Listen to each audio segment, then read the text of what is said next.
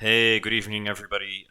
We're here with AbyssWorld. We're gonna have the first look at their game with some amazing PvP battles that we'll be showcasing. And we've got Jeremy here from AbyssWorld, so give him a warm welcome. Hello, Jeremy. How you doing? Hello, everyone. Hi, my name is Jeremy. I'm the CMO of Meta Game Studios, also the studio behind AbyssWorld. So thank you, Polkastarter, for hosting me today. And I can't be more excited to speak with you guys and let you guys know more about our game. Well, that's awesome to hear, and thank you for having us and partnering up with us to do this showcase. Before we get started, can you please explain a little bit on what we're going to be doing, what we're going to be seeing, and what we'll be having today? So we're gonna be doing a stream, or actually a couple of streams over the next 4 days. And first of all, we're gonna have our initial trailer to be played. So this trailer was actually released back in December, and this is the first official trailer that was launched on IGN. And not to brag too much, but we're also the first game to be ever launched on IGN on a Web3 status. So I think definitely they do recognize our game as a quality game status, and I think can't be more excited to show you what we have. And first and foremost, we're gonna have our trailer to be played, and then we're gonna go into our next section, which is our PvP, so also known as BVB to a degree, because it is run by AI. And we're gonna have two sets of sample battles to showcase to everyone what the game is actually like in a BVB setting. And we're going to talk over that a little bit, show you guys what's going on behind the scenes that we did and some of the characters that we're going to also be talking over and the lore, the world setting, etc. So, yeah, it's going to be, probably around 30 minutes in total for today's stream, but, happy to talk to you guys more. That's awesome. Before we jump into this trailer, I've already had a sneak peek, so I kind of know what's coming. But can you tell me a little bit of what we are going to be seeing in this trailer? Like, are we going to be seeing the world? Is it battles? Like, what are you so excited about to showcase it? So, this trailer in particular is going to give you all of pretty much the atmosphere that's going to be delivered in this particular game. And it's going to include a few of the sneak peeks to our bosses and also just a tiny bit of the gameplay in the PVE world. So pretty much those three things are covered. And yeah, I think definitely, yeah, everyone, please take a look. Awesome. We'll jump right into it. I'll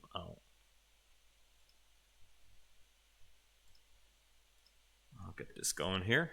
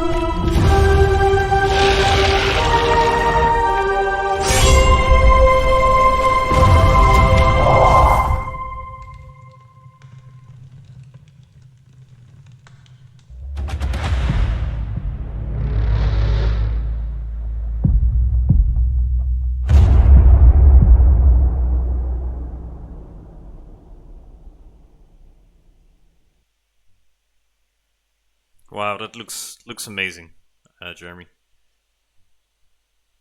The graphics look absolutely stunning on it. Thank you, man. I think this is just a start for us, and all of our game are published on Unreal Engine 5, and we spent probably around 2 years trying to perfect the battle system of the game, as well as kind of the world setting and the lore. Yeah, one thing that I was talking about earlier with a lot of the people that I was playing a Dark Souls kind of game, like a Souls like game. And I was like, one thing that Souls like games suffer from is just copying too much from Dark Souls. And then I was mentioning you guys and I said the one good thing about AbyssWorld that I've seen from like the trailer and stuff is that you guys have kind of created your own world. It's not like just a copy from Dark Souls or something. There's different kind of character types that I've never seen before. So it's a unique experience rather than just a Souls, like just a Dark Souls game. It's an actual its own standalone kind of feature. Yeah, thank you. So we did draw a lot of inspirations from Dark Souls. So, props to that. I think they did a stellar job in creating, what they have made so far. And what we are doing right now is just creating just almost like a different kind of world, but it's also has that dark fantasy type of mood to it. And at the same time, our battles are a little bit more fast paced, and some of the gameplay also creates even a higher tension to a degree with a lot of more visual effects and kind of different kind of battles that you'll be experiencing. With all the character progressions that you're going to see in the future as well. So, yeah, just to kick it off, I guess I'll talk into some of the world and the lore a little bit. So, what we have here is Abyss World is actually, kind of in a based on a time of forgotten ancient era. And there was a catastrophic conflict that has occurred. And the ultimate battle between the Lords of Time and the Stellar Demons has, always been kind of in between over this period of time. And both sides are fighting to death. So in the end, the Lord of Time has emerged victorious, and the Stellar Demon were banished back into the void. However, the Lord of Time were heavily damaged and then went into hibernation. As a result, the first universe was completely shattered and became fragmented. So upon then, the Stellar Demon have then returned, and then their broken bodies of the Lords of Time have yet fully to recover. So with only a few survivors struggling to survive, so the suffering and the torment and all the demon then have awakened the consciousness of some of the powerful lords who are determined to rebuild the fortress of time. So this then activated, you know, some of the lost souls of warriors. We can also call them heroic souls from the catastrophic time, and to amass strength and to fight against the demons. So that's kind of just a general, high level setting of the world that has been created. That's awesome. So, as you're saying, like there's a very rich story that's involved within the game and in the world. How are players going to be able to interact with this? Is it very story driven, or is it more open world? Like, can you touch up on that a little bit? Yeah, for sure. So, I think in terms of the story evolution, what we want to do here is to have every single storyline created by the player.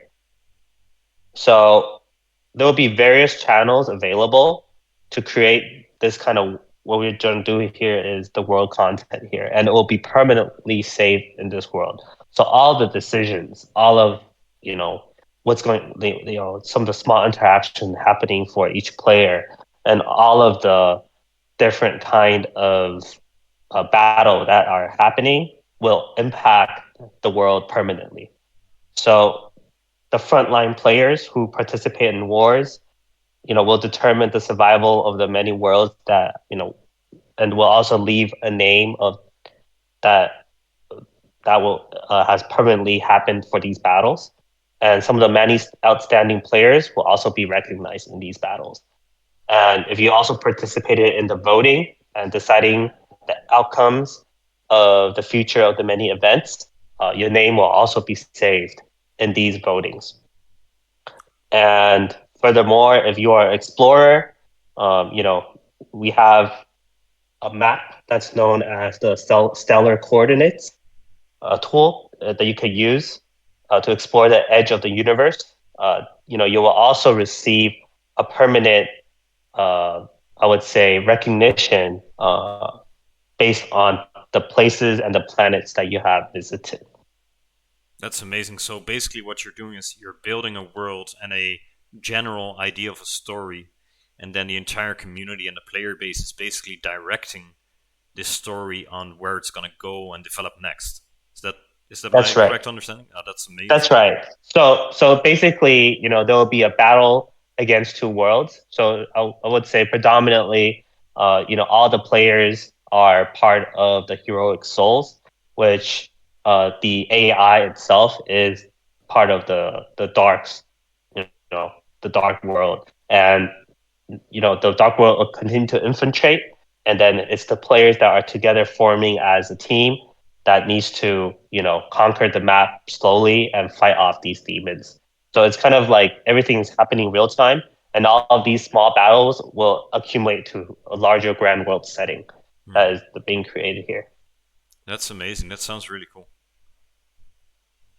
Thank And you. and for today, I know we are touching a little bit more on the PVE side of things in what we're just discussing. But far as I know, we're doing PvP battles, right? Generated by the AI. Yes. So, today we're going to be showcasing, PvP, or in our terms, we call it BVB, which means boss versus boss. Mhm. So, the BVB gameplay will take place in uh, the time and space assembly. And this is a place for, online gameplay. And there will be a mail or exchange center, a player plaza, etc. that's available, and players could participate in the arena when they're at this place. So the BVB gameplay is really where players could participate in a coliseum battle, and this there will be a war between two teams or two individuals, and what will happen is you'll see on screen there will be two uh, teams or individual battling against each other through AI, and different AIs will react to the opponent's moveset based on their aggressiveness or some of their different gameplay, and all of this will loop into a grand battle that you'll be seeing on screen. That's awesome. And you're saying boss versus boss. Are these characters that we encounter within the PVE world as well, or is this specifically for the PvP battles? So you'll definitely be seeing some of the characters in the boss in the PVE world. Some of the bosses will definitely be in the PVE world, and some of them are elite mobs, or I would say to a degree, original characters that are supposed to be in this world, but temporarily not existing yet. So it's just our inspirations here is just to create a grand war. They're all from AbyssWorld, and the characters from could be in different places. So definitely you'll see them appear in one way or the other. And I was That's going to say right now, there's someone in the chat. His name's Vasa King. He's just asking, will the items in the game or the characters in the game be the NFTs that are in the game, like the digital collectibles, or is it a different method that you guys have going for it? So yeah, the characters in the game will definitely be PvP. I'm sorry, an NFT. Sorry for my language. no worries. It definitely be an NFT, and over time, they will accumulate different experiences as well as different skill tree you could develop, and be able to develop these characters with different equipment and use them in your PvP battles. That's cool. Okay, well that's really cool. I was gonna say I don't think I've seen that done before, and that's like really really cool. So you're saying like the characters itself would then like would the metadata and stuff like that be changing and being added on to like stuff with them, and the rarity would be changing throughout you playing the game and stuff like that as well, right? Yes. So definitely, like, there will be certain skills that you'll be unlocking maybe later in the game rather than beginning of the game, and these skills, once unlocked, will allow you to use them in PVE battles or in PvP battles, or And then these. Yep. if I wanted to like, let's just say I get to like I get further than a couple of my friends. Like I'm really far into the game. I've gotten all these skills and things like that. And now I want like I'm finished with the game. Now I want to like help them get into a better area or something like that. Am I allowed to give them like my character NFT so that they can then play with the same skills and things like that?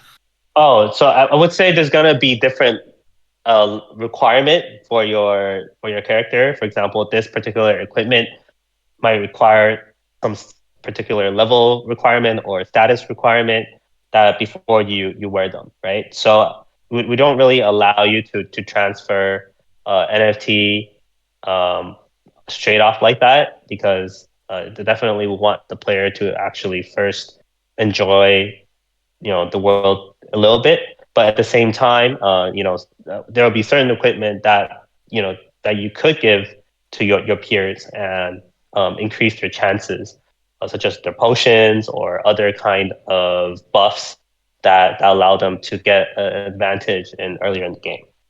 I was gonna say I actually like that more than being able to give it because it defeats the purpose of them trying to like play the game themselves and learning a little bit more about it. So I'm glad that you are doing it that way. And then the last question, and then I'll give it back to Hub, is are you guys basically like are you wanting to do this mainly on the Sui chain or is it going to be multi-chain in the future or what's the idea there?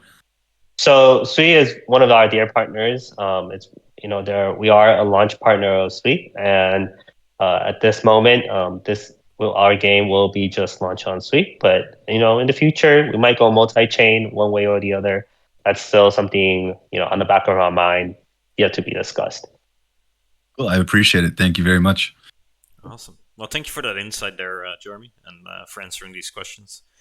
No problem. Before going too much into the game, we're gonna watch a couple of boss versus boss fights. Could you maybe explain a little bit of the characters that we're gonna be seeing in these fights?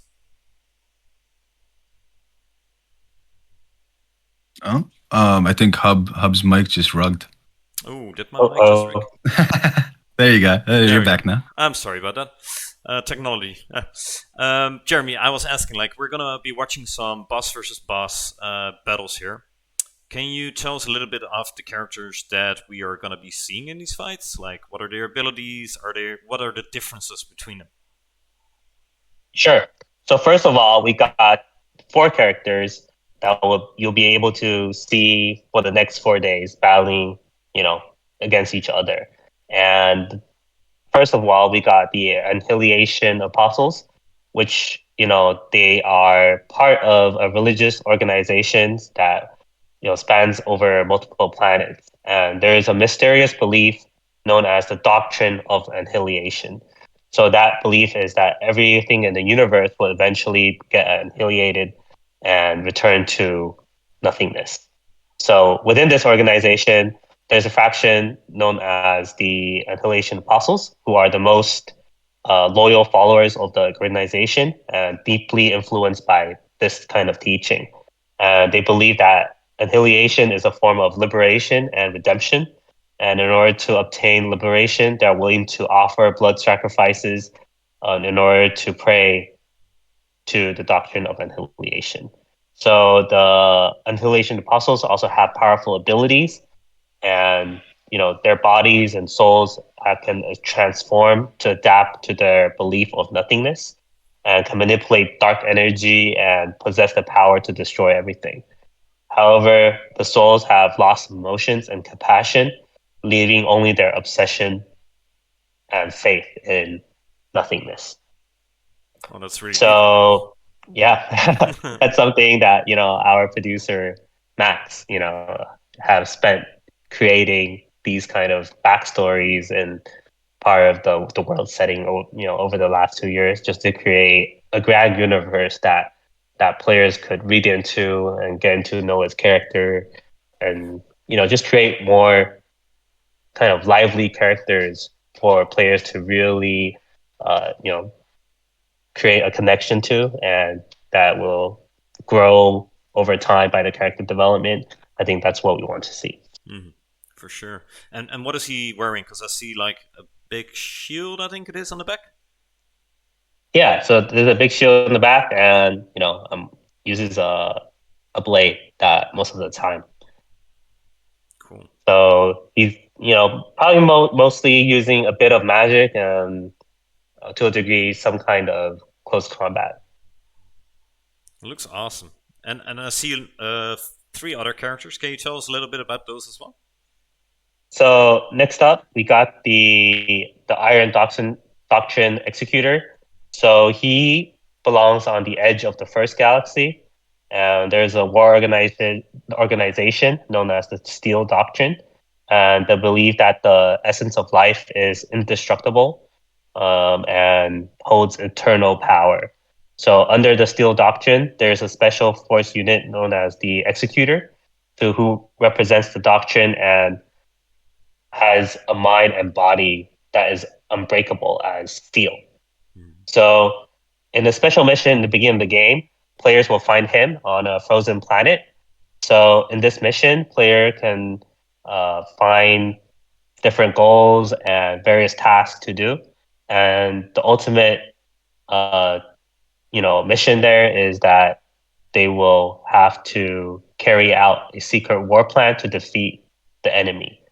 But eventually, it turned out that the plan has failed, and his hometown and the enemies has disappeared into, you know, an endless ice age.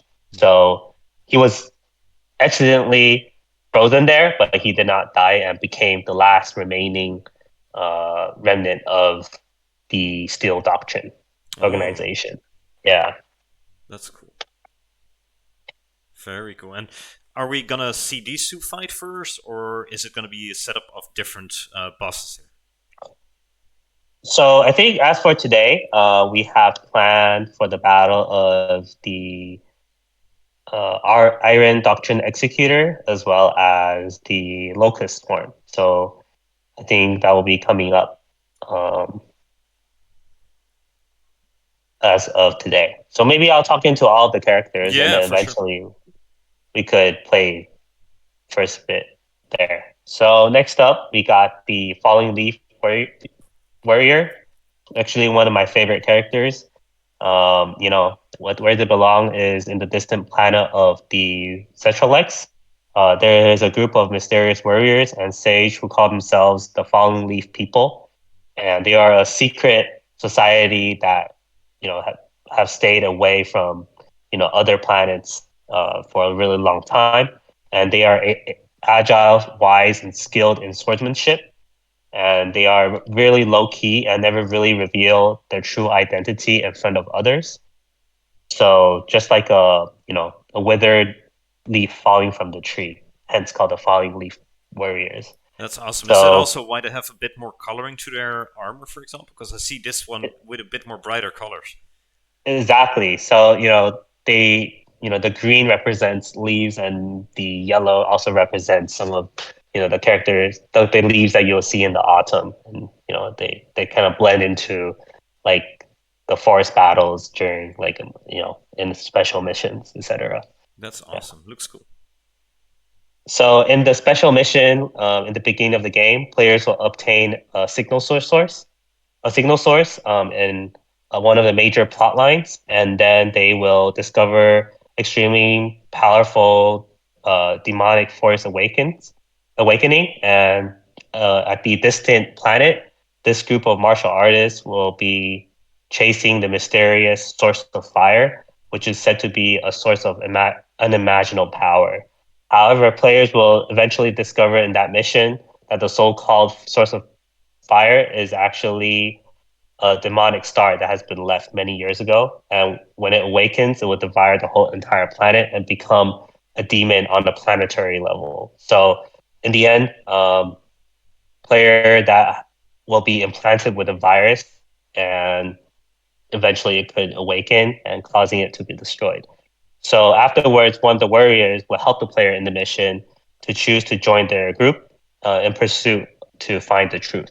So that's kind of the backstory of this particular character, and you'll also be able to see them in the game in the beginning.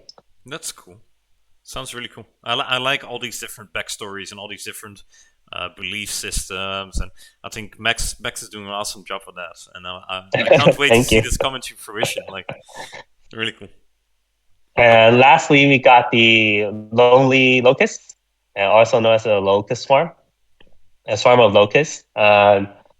They are from another distant star, from the dispersal star, and there lives a strange life known as the solitary locust, also known as the swarm of locusts. And they believe in destruction and domination with the goal of conquering the entire planet. And these alien monsters have powerful strength and fierce in nature, as well as intelligence and strategy.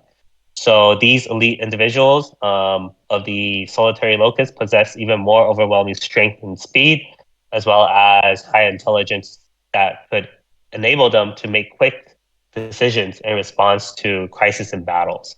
So this is also the reason why they are able to survive alone in fierce battles.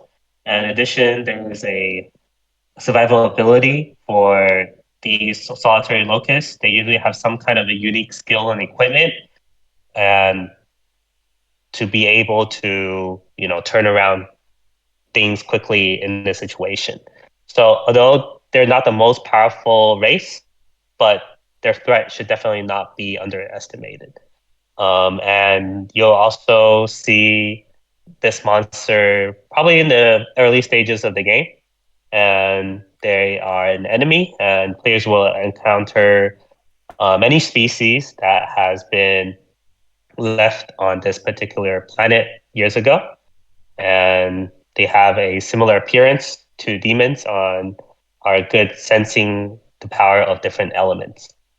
So this particular demon, we draw some inspiration from Prometheus. I don't know if you watched the movie before. It's the origin to Alien. Mm-hmm. Yeah, I love that movie. I think it's very well done. So I'm glad to see those elements could return as well. And I think this is definitely a formidable enemy. Like, just looking at him or her or it, like it strikes fear. If you'd come across that, like that'd be bad news. So it's well done. Definitely. So then I guess we should get started with today's battle. So although we're not doing anything in terms of our event as of today, but we would just like to showcase everyone who's on stream right now what the PvP will look like. So let's get started. Yeah, and quickly before we head in, you will be able to vote for your favorite characters over the next coming days. This is the first showcase of one of these BVB battles, right?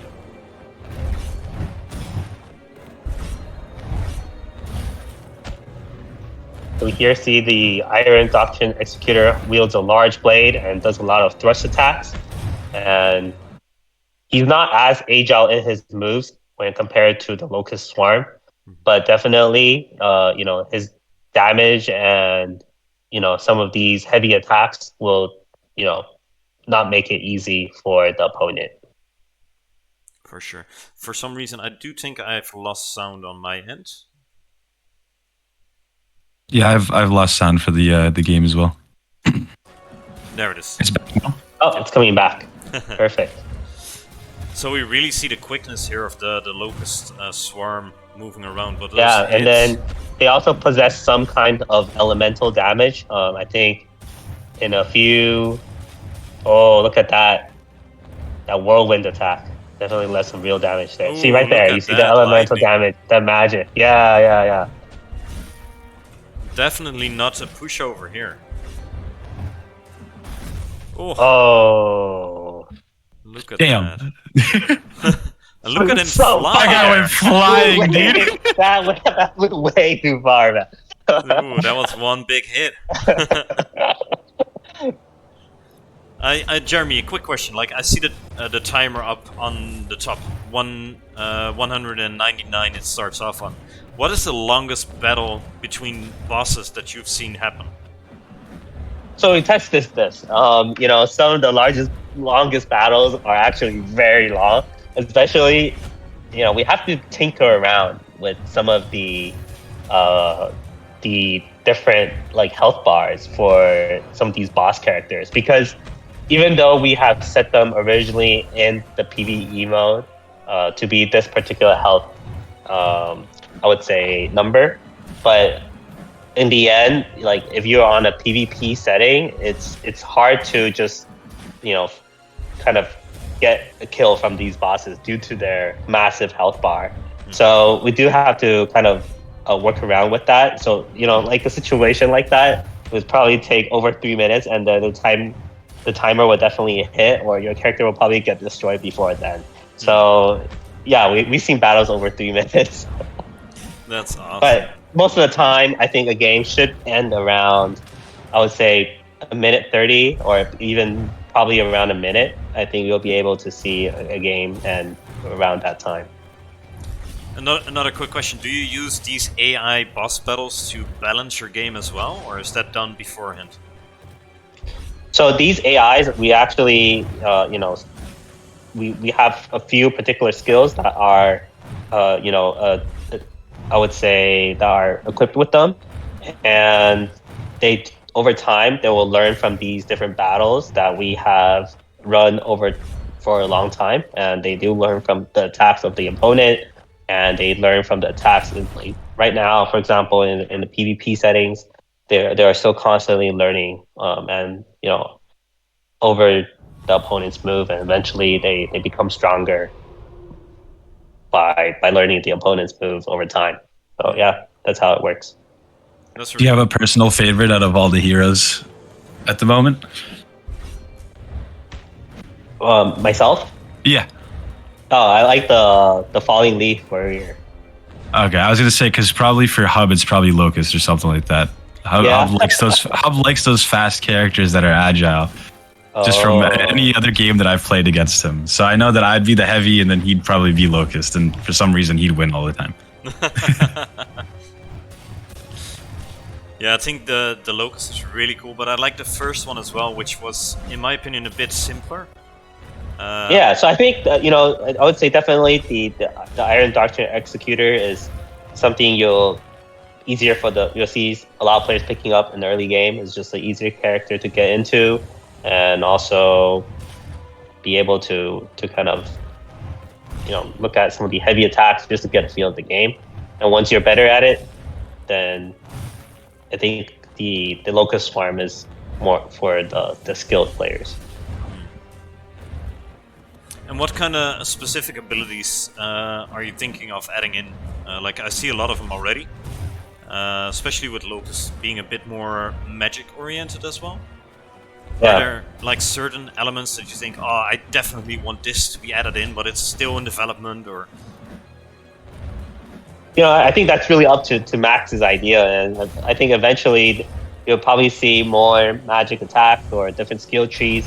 For example, the Locust Swarm, you see there are different elemental attacks from his lightning. I think if you went for that route, definitely you'll be able to unlock more skills in that particular skill tree. And if you just want it to be more agile, I think they'll have another skill tree for that particular type of players. So yeah, I think it really depends on your play style. So far, I'm really liking what I'm seeing, especially also the camera angling. Like, this is something that you do, right? Yeah, so we have 6 different angles that you could switch around just to create a more immersive kind of experience for the viewers. And also to look at the field of really what's happening. So, because this is just one particular type of battle, right? In the future, we're gonna have 3v3 or even 6v6. So you could build out a team of your own that could really have like a massive war on what you're seeing on screen. So we want the players to adjust their strategies, in particular, to what kind of placement they want to place, or what kind of magic they want to equip for their characters, carefully, so they could have a better acknowledgement of what's going on the whole screen. That's really cool. And when you say 6v6, are you then referring to players being able to control their own character within these battles, or is that AI based? So that's all going to be AI based. So a team that's all going to be AI based, you'll just see them battling against each other. That's on a 6v6 level, and you could choose to be a little bit more aggressive for some, or to be a little bit normal, or a little bit more defensive, or depending on how you want to play it out for your character. That's awesome. As we just see the first battle here conclude with the Executioner coming out on top. Really cool battle. I really like the different playstyles and mechanics that they're using. And I'm really looking forward to this one as well, because I think like the left character that we have here, the Apostle. Puzzles. Help me with the name, because I'm butchering it, Jeremy. Annihilation Apostles. I think that's how we're gonna call it. Gotcha. And So the we did Falling see Leaf the. Warriors. Sorry. I was gonna say Pardon? we saw like the two enemies fighting there and stuff like that. I saw him blocking a little bit. Is there a parry animation that you guys are gonna be adding in like for the AI fights as well? Like, Yeah, is there so something definitely. that can You see parry? some of the characters are pairing. And how the pairing works is when two swords hit each other, that will create a particular type of parry. And that parry will actually increase the rage of the character to unlock for further skills that will be unleashed while they're fighting. That's really cool. But yeah, like I was saying, like I think the character here on the left, the Annihilation Apostles. Yeah, Annihilation Apostles. Yeah, I Yeah. think they are really cool. Like they're very common looking, but I like their backstory of thinking like everything is gonna go boom, or everything is gonna go into Yeah, annihilation. I really like that angry rage vibe, and I really like the Falling Leaf Warriors as well, because they're just more colorful, and I think a bit more. Maybe I'm totally misreading this, but a bit more uh, of nature, if that makes sense. Like a bit more peace yeah, and love. Maybe that's not correctly, but a definitely. bit more pacifist. Yeah, a little bit more on the peaceful side of things, and they remain to be calm, and would rather stay away from some of these large wars that are happening, and really keep it to their own, unless you tamper with them. Yeah, yeah. So we kind of have like two opposites right here, then, right? That's right. That's awesome. I'm looking forward to this battle. And let's get started. Awesome. Yeah, you wanted to stay safe? No, we're bringing you into this AI battle. I love the big axe that he's wielding there as well. So one thing I've noticed, especially in the last fight, was that like sometimes it feels like attacks could use more punishment for it. Like doing like constantly swinging your sword or something like that. There could be more Yeah. punishments there. But I see that with the Annihilation Apostle, you can see that more heavily. Like that axe swing, he has to wait a little bit after that. Yeah, I so didn't he's see a that bit as much slower with on the his. other character. So he's a bit slower on his attacks, but once it hits, it lands quite a massive damage. Yeah, but he also could block heavy attacks. So you see a lot of those attacks you were just blocking just now. Yeah, he's just using that shield to his full advantage. Exactly. I like the animation of the dodge there. Yeah. Oh, right there. So you see the shield bash. That's something that he has on as a skill set, and that actually could break the enemy's parry, or in their defensive position. Cool. So when you're talking about skill sets, how do you go about doing that? Are there like set trees that you go down into, or how should we look at that? So, obviously there will be different skills for different kind of players, and these are the skills that you'll be able to unlock during your PVE. So the more you play this character will also, gain experience and be able to unlock for further skills within the game. And once these skills are unlocked, you can equip them in their PvP modes. And whoa, look at that! That was a hefty battle right there. Yeah, so pretty much that's how skills will be unlocked, and you'll also be able to have different equipment that could increase that particular skill, or moments during battle. For example, there'll be different buffs or potions that one could take before then, and that will deal extra damage for this particular type of move or etc. So that's how one could gain an advantage over another. So, but at the same time, all of this are fully depending on statistics and to a degree, just how AI will play out by itself. And I think you touched upon this already, but there will be different weapons that you can equip as well, right? Yes. So the equipment won't be like, ranging too far. I would say in terms of, for example, if you see the Annihilation Apostles, he's mainly a heavy weapon holder. Then he wouldn't be able to hold like a mage rod, for example. That's not something that's for him, right? So that's we'll have another mage class that will be coming up. But as for now, it's just these kind of weapons and equipment will be tailored to their specific type of movesets. That's cool. And will these weapons have like certain abilities attached to them, or is that solely character based?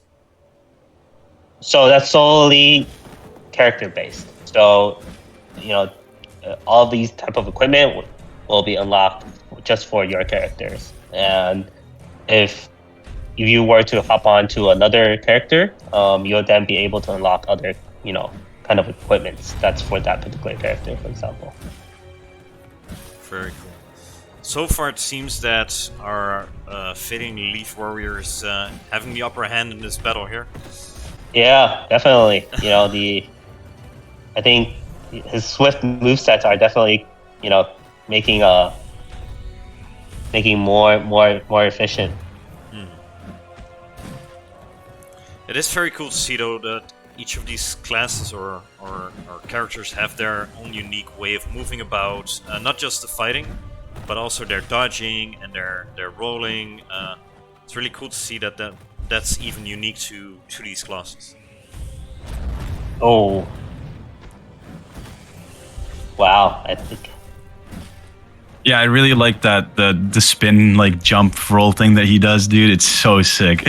Yeah, I think whenever the Annihilation Apostles trying to hit him really hard, he just does the little quick spin away thing and just get away with it. I was actually more fan of the other one, the Annihilation Apostle, jumping backwards and then having a small slide with like his hand on the floor. Really cool. Can we see this, come back from the Annihilation Apostles? No, that right there, you saw that like the roll back and then the slide. Yeah, that was nice too. Really cool. Oh, see the lock pairing right there? That's something that was unique to the AbyssWorld game. Ooh, that's cool. Oh, look at that.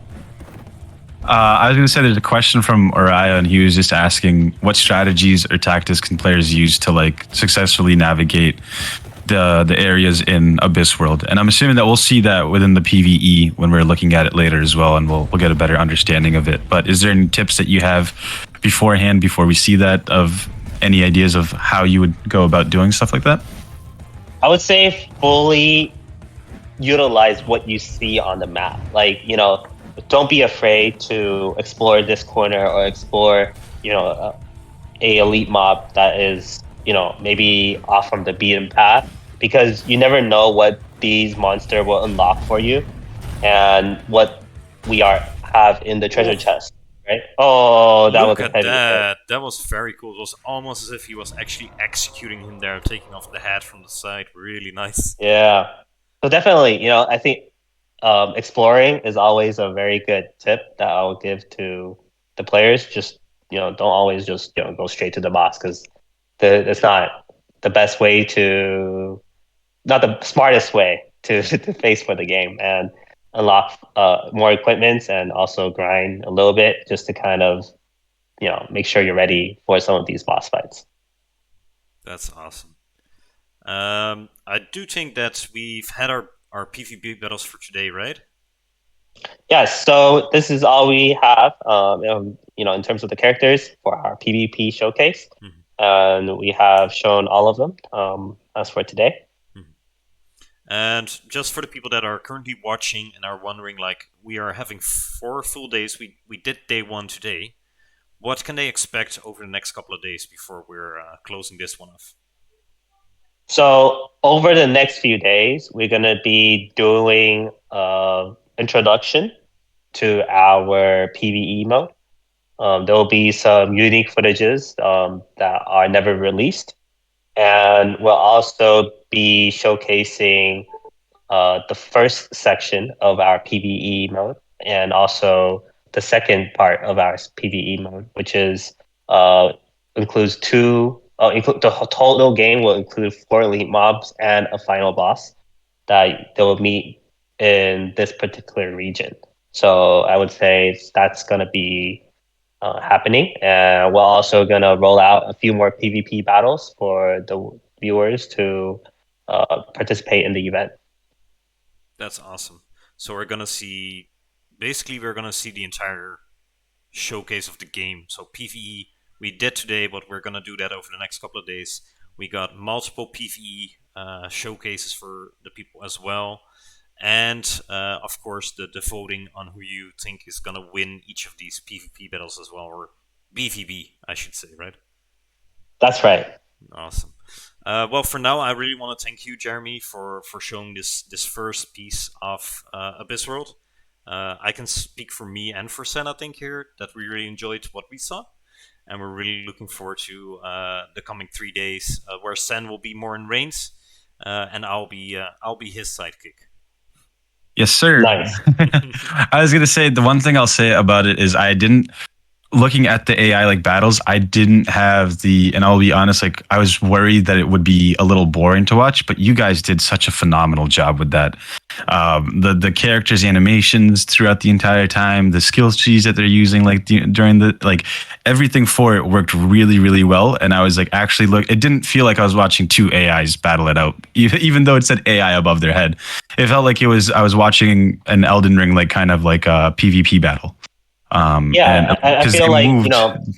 if you probably go on a lot of some of the Elden Ring fan sites or different communities, you'll definitely see a lot of modders are trying to replicate actually what we're doing right here is really to have a particular boss that you faced in Elden Ring versus another boss that you face in the game of Elden Ring and just let them fight against each other.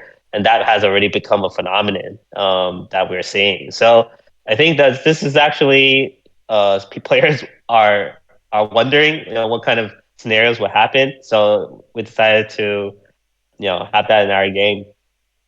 That's awesome. Yeah, very, very exciting. And then I'm very excited to over the next couple of days look over the PVE, and then we'll also learn how to, or at least when the time comes, we'll learn how to basically do the beginning of the game, which is going to be really nice. It'll be a nice tutorial and helpful visit for a lot of the people that want to try this game out. For sure. For sure. For now, I really want to say thank you, Jeremy, for having the time and taking the time out of your day to showcase this to us. Same for everyone behind the scenes that is not on the screen. Thank you all for doing that. I'm gonna play the trailer one more time, and after that, we will close out the stream if that's okay with you, Jeremy. Unless you have another keynote that you want to add in. Not for now, but yeah, go ahead and play the trailer, and we'll call it a day. Awesome. And for everybody that's currently watching, tomorrow will be the same time, same channel, or same channels, I should say. So we hope to see you tune in for that as we explore some of the PvE and some more PvP battles. Hope you enjoyed it today. And here's the trailer once more, and we will close it off after that. Thank you all for watching, and see you tomorrow.